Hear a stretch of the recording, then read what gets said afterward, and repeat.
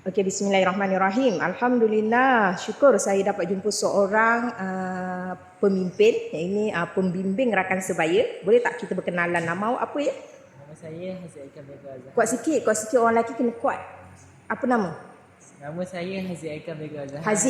Haziq Aikal bin Khairul Azhar. bin Khairul Azhar. Okey, masya-Allah, alhamdulillah. Kos daripada KMTK Kimpalan.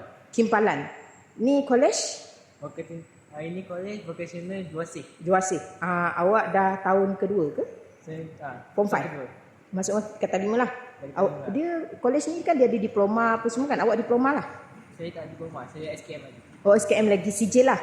Okay. Okey, alhamdulillah, syukur. Moga-moga dipermudahkan rezeki ilmu tu, awak berjaya dunia akhirat.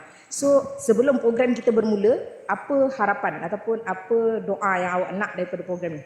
Harapan saya agak semua mengambil berat pasal zina ni lah. Dengan kata lain, kita punya kempen anda bijak jauhi zina. Kita kena sebut penuh, nanti orang tak faham tu kan. Jadi ABJZ tu apa?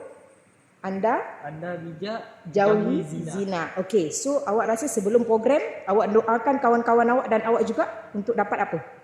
Saya doakan saya dan rakan-rakan akan mendapat sedikit ilmu. Okey. Untuk membimbing diri dan membimbing masyarakat di luar sana. Alhamdulillah, saya doakan awak antara lelaki ataupun pemimpin, pelindung kepada wanita-wanita dan boleh memberikan ilmu kepada seramai mungkin bila awak dah faham. Bila awak dengar nanti, awak akan tulislah. Kan sebagai kita yang belajar, kita kena tulis apa yang kita dapat dan kita kena sebarkan info yang baik tu supaya kita membantu kawan-kawan kita yang lain. Boleh?